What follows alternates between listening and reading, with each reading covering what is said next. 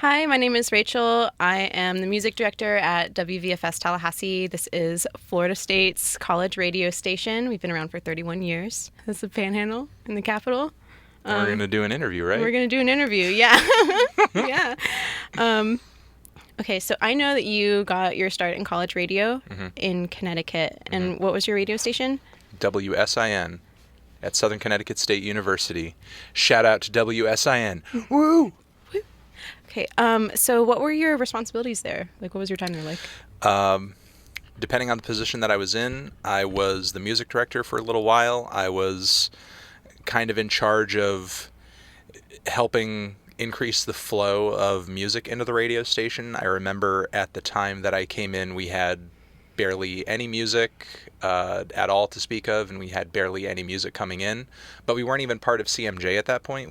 Do you guys still have that? Is that CMJ is dead. Yeah, CMJ is dead. That's right. It's CMJ awful. died. Yeah, we're sad. At the time, it was a thing, and it was kind of the key to getting music sent to your radio station because labels wanted sort of these numbers coming out of the CMJ every week, every month, just saying, hey, our song got played this many times, and as a result of that, it's going to climb up this high onto the CMJ chart. So every week we would have people calling, just to catch up and say, hey, so how many times did X, Y, or Z get played, and are you going to fill out your chart soon, and blah, blah, blah, blah, blah. And then, of course, places like Terror Bird would send us lots of CDs, and we would get kind of the latest of what was going on, and indie rock and hip hop and metal and that sort of thing. So, once I helped implement that, then we had tons of CDs coming in. Then came the issue of trying to categorize all of them, and we had like a really bad number system that like wasn't quite working out. That if I and the people who were at the station had a bit more foresight, we probably would have just done it alphabetically or something. I have no idea. But those were kind of my responsibilities as music director, that and listening to all of them and kind of marking certain CDs for explicit content, marking certain CDs for whatever genre they happen to be in, and categorizing them by music style and trying to increase certain I guess sections of the library in terms of genre and stuff. I remember back before we had so many CDs coming in, like I lobbied for like a giant chunk of the budget to just go out and buy a ton of CDs and albums and stuff just so that we would have something in the radio station of all different kinds of genres. So there was that, and I sort of escalated from there to general manager for 2 years, and as I'm sure you know, general manager kind of involves a little bit of everything, and on top of it, a bunch of annoying administrative stuff that nobody ever wants to deal with. And at the time, I think during my first year as GM, it was one of the worst times for the radio station. Not my fault. Although maybe there are some people who were there would disagree. But the school had just built a brand new student center, and it was super high tech and clean and amazing, and the radio station was housed in the student center, and we had a room ready for us in the student center. But after they finished the student center and opened everything up in terms of all the club rooms and the cafeteria and so on and so forth, they had no plan on how to move us out of the old student center and into the new student center. They hadn't set up any equipment. There had been no logistics. After it was already set up, they were like, oh yeah, you guys are still in the old student center. How do we get you out of there now? So the plan was to buy all new everything, but by the time the place had opened up, nothing was set up, nothing was finished, and I think it took more than a whole year to actually get us out of the old student center and into the new one in terms of setting things up and completing things and finishing things and getting the office together. And during that time, everyone was really miserable because nobody wanted to go to the old student center, and they never turned the heat off in the summer, and they were it was dirty, it was filthy, nobody was cleaning it up. So people were finding roaches in the bathroom, and the building was abandoned at that point except for us. So that was one of the worst experiences ever. Awful. But my last year as GM, we actually did get into the new student center, and everyone was really happy to be there, and it was a really exciting time. And we had new neon signs and new studios and everything and new equipment, and it was great. It kind of sucked to have to sort of leave an area that over time had built up so much character, like what you guys have here. There's graffiti and posters and stickers everywhere, just like there is at sort of any cool, great, long-running college radio station. But we slowly started to kind of make it our own, and had a lot of cool times there. So yeah, a few years as the GM, 1 year as the music director, and for a good deal that whole time also a DJ and somebody who ran their own show too. So when you were a DJ, did you have what were you playing primarily? I had a really weird, eclectic music variety show with a few friends of mine where we would just have kooky, stupid, free format conversations in between songs, and sort of the challenge was to not really stick to any genre or format. So basically start including metal tracks, punk tracks, jazz tracks, reggae tracks, electronic tracks too.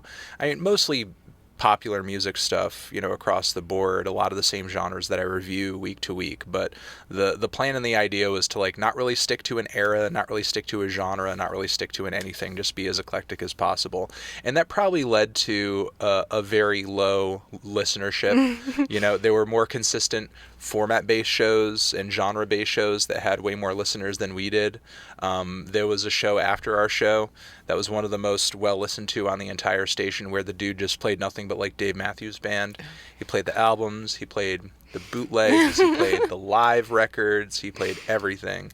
And again, people loved his show. They thought it was amazing. And but we didn't care. We just wanted to play whatever we wanted to play and talk about whatever we wanted to talk about, and just be really all over the place with it. That's kind of how we encourage our daytime shows, is just be super eclectic and play. We have the rotation, which is the new music, and then from there you are supposed to just go into our huge catalog, pick at random, and play just any genre. Mm-hmm. That's great. So how do you think that your time at college radio kind of shaped you? It definitely gave me, I guess, a lot of the ropes in terms of just coming onto a microphone, knowing what you want to say before you say it, so that you don't just sound like you're bullshitting off the top of your head like I do right now. So there's that aspect to it. There's kind of planning out aspects to it as well, because that show that I did was not the only show that I tried to do or implement on the show. We had some news shows as well, and I was able to see kind of what went into those shows, and I was able to see what went into the more format-based and more genre-based shows. For a little while, we tried to do a weird half-hour comedy show on the station as well, and we had some pretty funny skits and weird episodes, but it was difficult to get everybody to commit to it, and we'd have really awkward writers meetings where people would be talking about jokes they thought were really funny, and everyone else would disagree, and then it would get really awkward, and people would get in their feelings about how funny they thought certain jokes were. I think this guy floated this joke this one time about how that old show, or that old series Beowulf, and he had some weird joke about how Scott Baio from television Scott Baio would turn into Beowulf, and it was just people just were not feeling it. That's a deep cut. Yeah. it was really esoteric referential humor there. But yeah, we had a lot of goofy shows. There were some sports broadcasts I took part in as well, where maybe I'd play opposite to somebody who knew more about the topic than I did, and we would broadcast some of the games on the air and that sort of thing. And all those experiences, taught me not only how to kind of think on the fly and sort of operate in spheres that are kind of outside of my comfort zone and everything, but also to, I guess, kind of not everything's going to be easy, and sometimes you're going to have to do some shit that you don't want to do, and you're just going to have to, I guess, roll with the punches and go with the flow, and just make the best of it that you can. And my experience at the station, along with a lot of journalism ethics classes that I took, as well as a long internship at an NPR station that I had for a while, showed me how, there are a lot of rules to it as well, not only in terms of like presentation and just being entertaining, but there are ethical lines that one can cross too if you're doing news segments, and even in the music world, like conflicts of interest that could come up that one should be aware of if you are going to be a presenter, because if you're somebody who's curating, if you're somebody who's a guru, if you're somebody who's informing an audience in any kind of way, shape, or form, there's certainly a trust that you want to establish with that audience, even if it's just, hey, I'm on the level and I'm really passionate about what I do, and I'm only doing it because I think it's really cool, and I love it as much as you do. There's certainly a way that you can poison the well doing that, by letting your audience think or leading them to believe that you're either just doing it for the money, or you're doing it for attention, or you're doing it to deceive them in some kind of way. And I learned the importance of trying to maintain being trustworthy with your audience too through all those experiences as well. Right. So do you think that college radio is still like relevant now? Like we said, CMJ is dead. We do report to a chart called NACC, which is like trying to revive it, but it's really not anywhere close to what CMJ was. So like in the face of streaming and, no more CMJ, do you still think that college radio can be relevant? I mean, I think the emphasis on college radio being relevant is a little overboard, honestly, because like how many world famous college radio broadcasters can we name off the top of our head?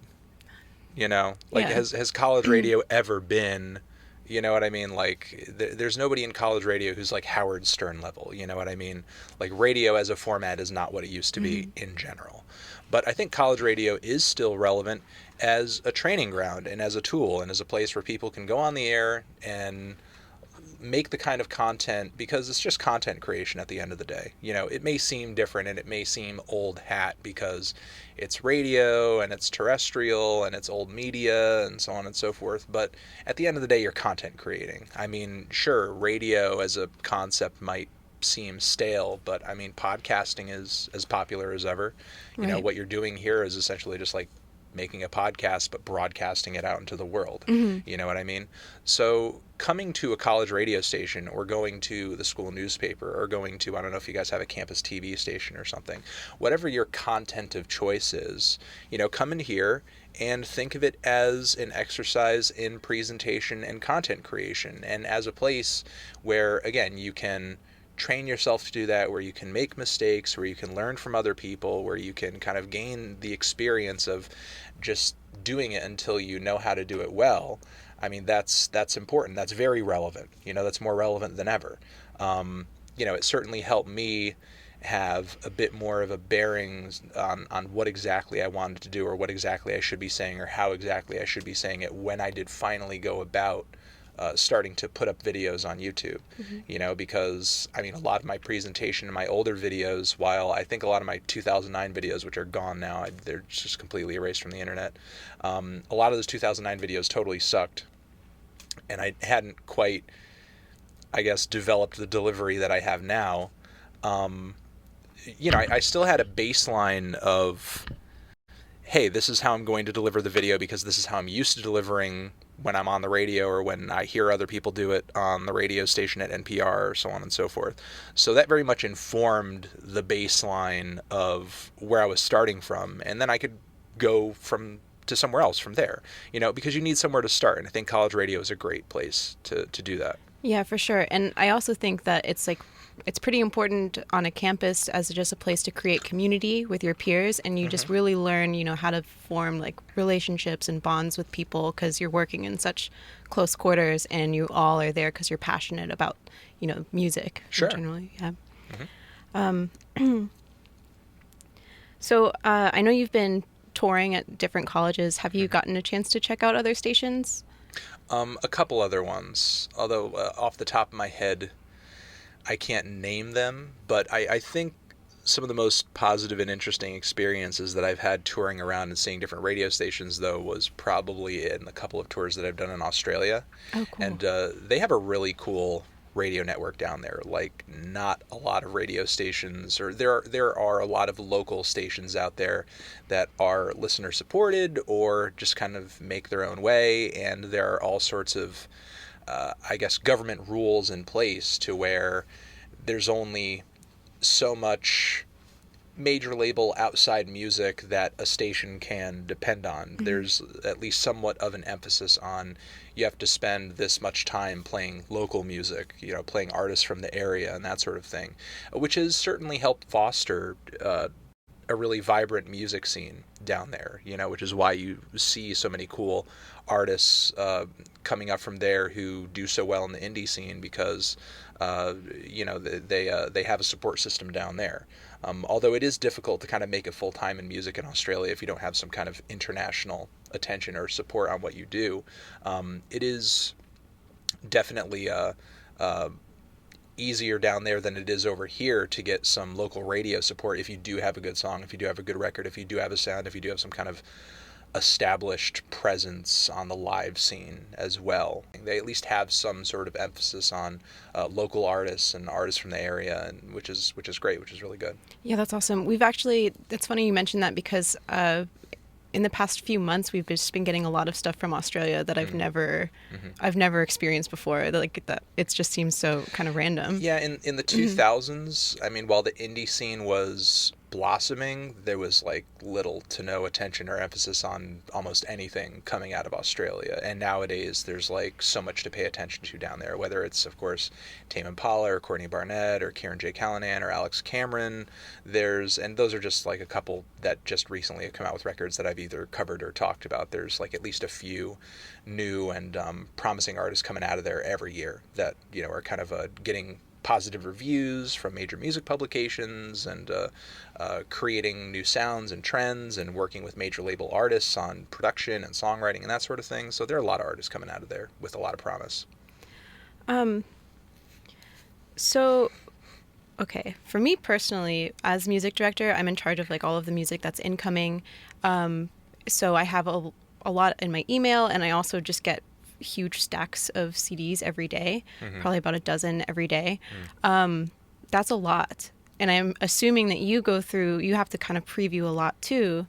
How do you get past kind of like a fatigue? Because I reach a point where I'm like, it's all garbage, and then I want to turn it off. How do you feel? I get to that point too. I think the key is really just to like kind of give yourself time away from it, and so that you can process it properly. My issue sometimes isn't so much that I get fatigue, but sometimes I think everything is okay. It's like, yeah, this is fine. Yeah, that's fine. Yeah, that's fine. And I think maybe partially that comes with a lot of the music that I'm listening to or filing through is major label shit. I'm sure you're getting like some random stuff that's like totally terrible and like the worst thing that you've ever heard, and stuff that you wouldn't rather be listening to. I mean, a lot of the stuff that I get exposed to, while we could say, yeah, a great deal of trendy major label music in a way is trash and formulaic, it is created in such a way where it is supposed to be pleasant, and is supposed to like reach a baseline of listenability. And it is kind of hard after a while of listening to so many albums that are just okay. Sometimes it's hard to see the excitement in other records, because it's like you almost hit an expectation to where everything's going to be all right, to the point where maybe something that's like really spectacular doesn't feel as great to you as it should be, or maybe when something that's truly awful like doesn't come off as bad as it should be. But I sense that in myself, and I try to give myself like time away from it, either with my family or at the gym or just doing something else, to where I can just kind of come back to it with a fresh head. And the reason and the way that I sense that in myself is when I go to write about it, like I have like nothing to say. It's like almost like writer's block, because I'm not really thinking about what I'm listening to. I'm not really pulling out the details or anything. And honestly, just like time away from it. And I don't know, I don't try it myself, but people say meditation is great for clearing your head and that sort of thing. So maybe that's really good. Maybe 20 minutes before you start, just literally do nothing. No phone, no music, no anything. Just like be quietly sitting in your thoughts. And breathing deep, you know. You sound like you know a lot about meditation. Someone that just said that you never meditate. I have several friends who are just like, oh man, you should be meditating, dude. How are you not meditating yet? And I'm just like, I don't know. So you're that person to me. Thank you. I just don't feel the need to, or sometimes I just don't feel like it's hard. You know, honestly, if somebody comes up and says, hey man, can you give me 20 minutes for this? I'm just like, 20 minutes? No, I don't have 20 minutes right now. Like, giving up 20 minutes for anything to me is like, you know, a lifetime, because that's like, you know, maybe like a quarter of a review written or something if I'm like really hunkering down and focusing on it, or, you know, getting part of the way through a record that I have to listen to 6 times or something.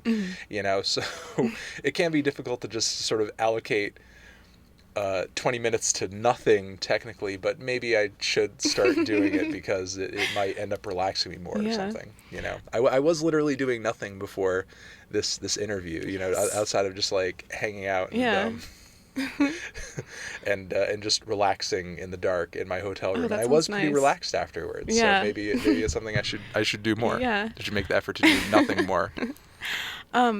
So how do you receive music? Do you have promo companies that contact you like Terrorbird and Cosign, or? I do.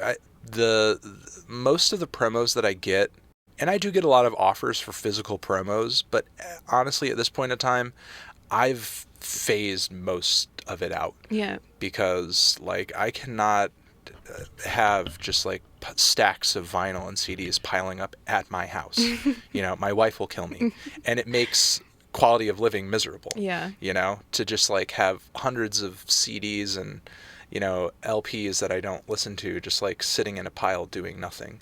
You know, either because I haven't had a chance to listen to them, or like I've already reviewed them, but I don't, or maybe I didn't like the record and I don't listen to it, or maybe even I like the record, but I haven't listened to the record in 3 years or whatever, you know what I mean?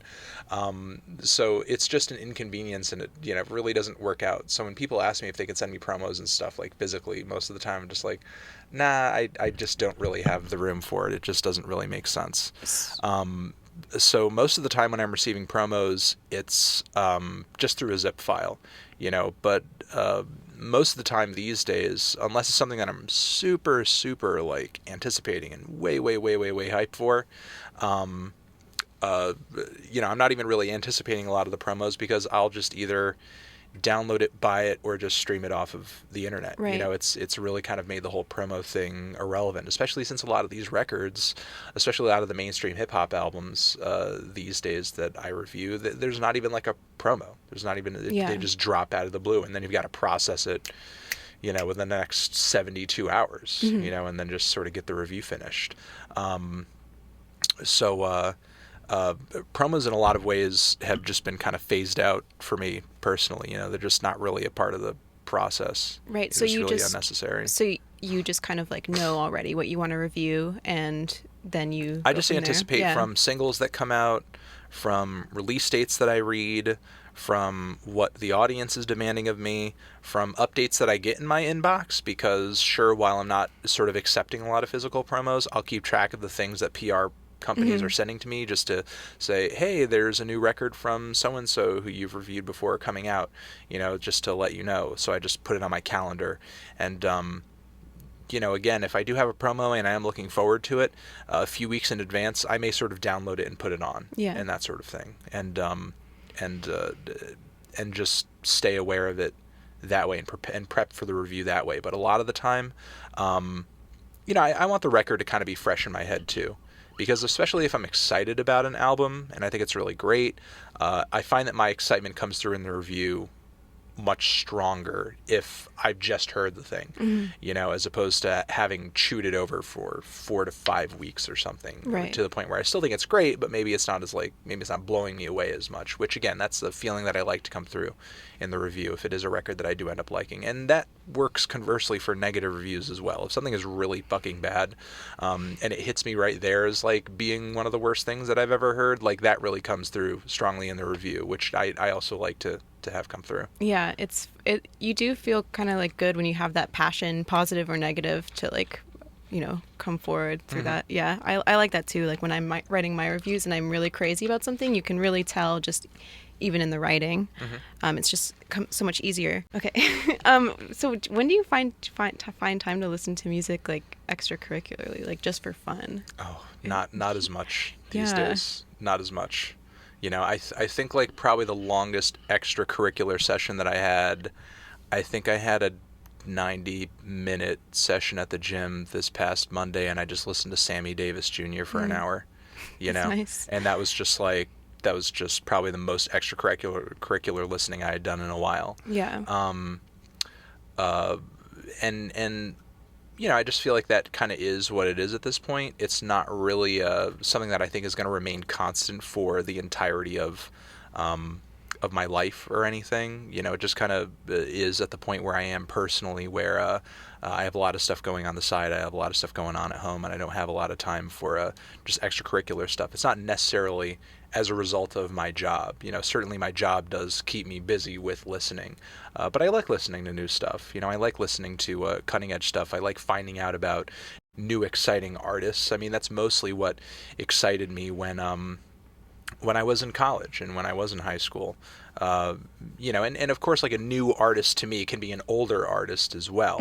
But these days I'm reviewing contemporary shit, and that's just kind of the beat that I'm on. And I don't really mind that, I'm in a position where I don't always get to go back and listen to all my favorite CDs in college, especially since I've kind of played them front to back a million times anyway. Like, as much as I love Dead Kennedy's Plastic Surgery Disasters, like, what am I really going to get out of like the 150th play out of that record? Which sounds like a low number at that point, of how many times I've probably played that CD. But like, really, what am I going to like get out of it that I haven't already like a million times? I'd rather like, try to maybe familiarize myself a little bit more with a genre or an artist that I'm not all that familiar with. I mean, in preparation for a review that I've been working on, I've been listening through the whole like Current 93 discography, which previously like a group that I never really got into. The whole neo-folk thing is not really like a movement that is like my strong suit or anything, but I've had to familiarize myself with it, and I've had a lot of fun doing it. It's been really cool, kind of like just learning and hearing about a new group that I've had a lot of friends that have kind of mentioned them in passing or have been passionate about them themselves, and I myself am no stooge when it comes to folk music in general, but that particular folk music in England in the 80s is not really something that I got all that into. If you're talking about like new wave in England in the 80s or punk in England in the 70s and 80s, that's very much more my wheelhouse. But it's always fun for me to be able to go back and try out artists that are either not in my wheelhouse, have discographies that I haven't dived all that far back into, or artists that have influenced groups that I love that I'm not all that familiar with too. So I would say, sure, I don't get a whole lot of chances to just do super relaxed, extracurricular, chill out listening where I'm, not sort of actively trying to like pull apart what I'm trying to, listen to. But, still, I'm still allotted a lot of opportunities to familiarize myself with artists and music that I probably wouldn't have the time to do if I had any other kind of job, because sure, well, you could look at what I'm doing and say, how much time do you have to just kind of listen to music or, listen to Wu-Tang's 36 Chambers or whatever? Sure, not a lot, but how much time in general do people have to listen to music, every day? I mean, probably not as much as I do. Something that I really like about finding like a new old artist is you don't get like let down if their newest release like isn't as good. You're like, I have all this other good shit to listen to. Like I can just go back for that. And hindsight is 20/20, so there are resources on the internet to tell you which records are good anyway. So it's like you're just like, I know this is going to be great. I'm ready. And because the society's decided it's great already. Yeah. So yeah. So you've built the biggest following of any music critic. What do you envision like the next Fantano looking like or being like? I don't really know at this point. I mean, there are now some music reaction channels out there that are bigger than mine, although I don't know like what how much crossover audience I have with those people, or would you even consider it the same genre? You know what I mean? For a formal review where you're going over the record in detail, I mean, I guess you're right. There's not a whole lot of channels out there as large as mine doing it. But if there is going to be somebody that completely surpasses what I'm doing, you know, maybe you're right. Maybe it's going to come in the form of another thing.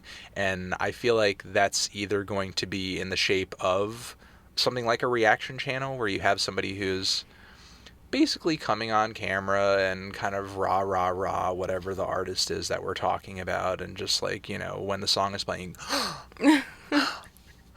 you know, whatever's on, just act like it's the most amazing thing that So you've it's like ever an heard. actual, it's like a real-time reaction? Yeah, pretty Oh, much, yeah. oh, So it's okay. like real-time reaction. Also, you know, not just reacting to the songs, but reacting to the music videos too, you know, which is not really something that I kind of pride myself on. I could give a fuck about whether or not the music video is good, unless Yeah. it's like super creative or really off the wall or unique in some kind of way. Like one of the most interesting music groups out there right now, in my opinion, is this Russian group called Little Big. They have these insane fucking music videos that are super satirical and funny. That's cool. But anyway, I digressed on that. You know, I think it's either going to come in the format of somebody doing it in a slightly different way, like a reaction type channel, or if there's a new platform out there entirely that allows somebody to kind of share in the music experience with music fans in a slightly different way, because that's what I feel like I'm really doing at the end of the day. And that's why I think reviews continue to function into the information age, because music and music enjoyment and understanding of music does not merely just happen in a vacuum. You know, there are people who say things like, oh, why would you watch a review when you could just listen to the record yourself? But the thing is, like, it doesn't work like that, because if you just grabbed somebody, time teleported them from the 1950s and just put them in front of a fucking, you know, future Juice World collaboration and just had them sit down and listen to it, they would have no way of making sense of that record. Like, you know, what they're saying, the production, the sound, the vocal style, like, they have no context for any of it whatsoever. The only way they would gain or learn or understand any kind of context for any of it is by reaching out and talking to other people, listening to things that people are saying in a review, listening to what your friends are saying about it, hearing conversations about it, going out and seeing a concert. Our understanding of music and art is completely based on community and context, which is why, again, even though you can listen to whatever album you want off of Spotify, you know, reviews still and opinions still serve a purpose. So I've noticed, like, part of the reason why I really like your channel is I've noticed that a lot of music journalism lately has kind of shifted into, it focuses a lot of on comparison and kind of genreification and categorizing music, rather than, you know, the long form music journalism like Mark Fisher, things that were around back then. So do you think that do you think that your channel kind of offers that? Because you do definitely have like some sound bites and like blurbs, but I think that you still manage to go in depth and like kind of talk about the implications of the music. Do you think that other people will get back to that, or is it just? I think that I don't know if it's something that's like either coming or going or what direction it is. I mean, it's interesting because a lot of people sort of deride the whole, you know, comparison thing quite a bit, and I understand that it could be a crutch, and I can understand that it could be a little lazy, and I do it occasionally. But honestly, like in my own opinion, I think it's something I could do a little bit more of, or a little bit better in my reviews, because at the end of the day, I see my reviews as kind of like a service of convenience. And I think for most music listeners, and this is the exact reason why there are some people that say negative things about my reviews online and say, all he does is just, he doesn't even bring up any music theory. All he does is just say adjectives and blah, blah, blah, blah. But the thing is, like, your average music listener doesn't know fucking anything about music theory. And it's especially, like, sure, while there are elements of music theory that go into groups like Death Grips, for example, like, nobody's listening to fucking Death Grips for the music theory. You know what I mean?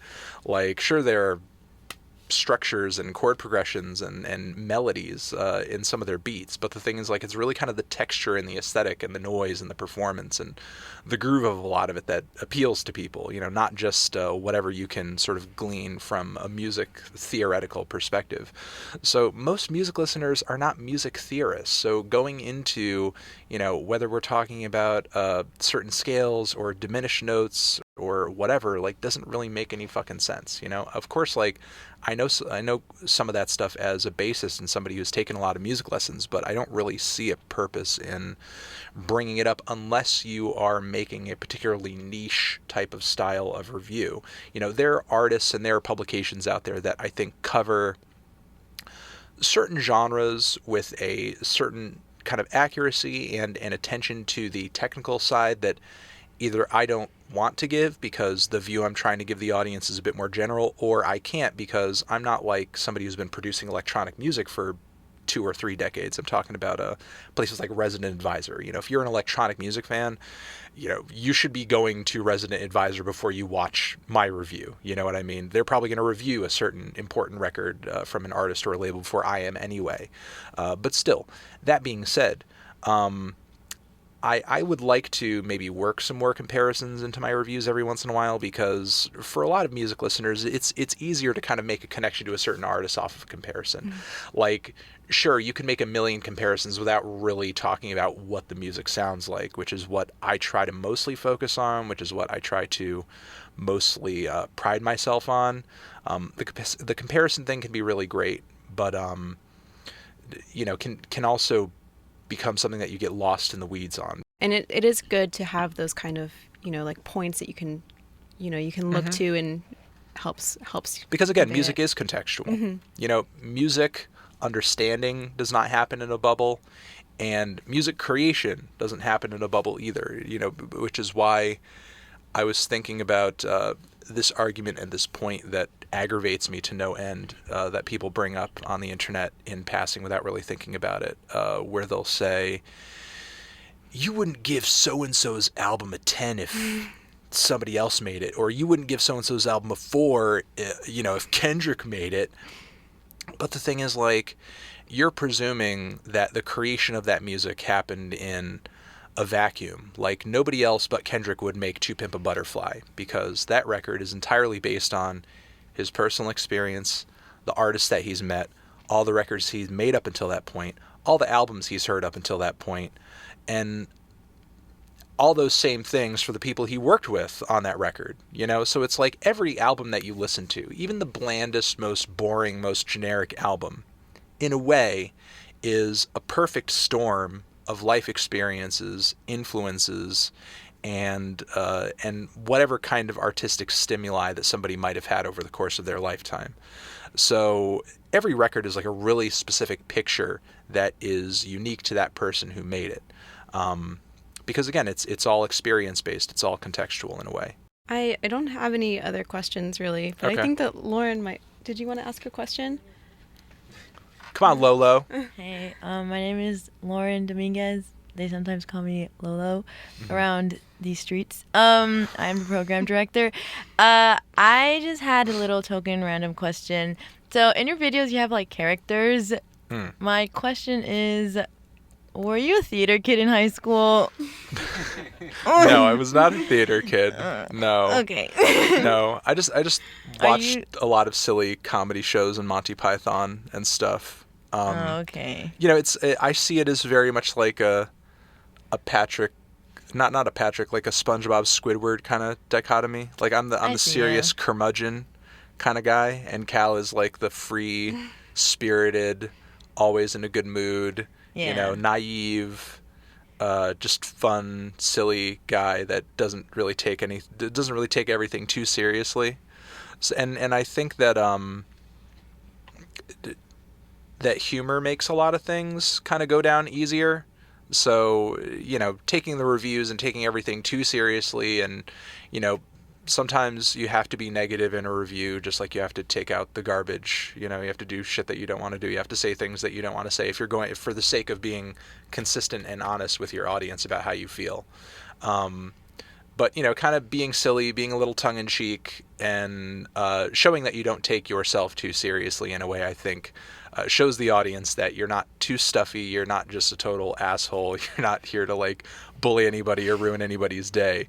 And Cal is definitely kind of like a vehicle for that. And also prodding at my audience, too, like, because some of the most ridiculous things that they say, assert, or believe, or push on to me, I'll often have come out of his mouth to show them the absurdity of everything that they're doing. Thank you. Well, thank you. Thanks for having me on. We appreciate it. You guys are great, and the station's fun. Yes, you guys rule. Forever. Oh, follow us on Instagram at WVFS. I already said the forever. Sorry. Oh. Sorry. Oh, no, I'm kidding. I'm Okay. kidding. Follow them on Instagram. Forever.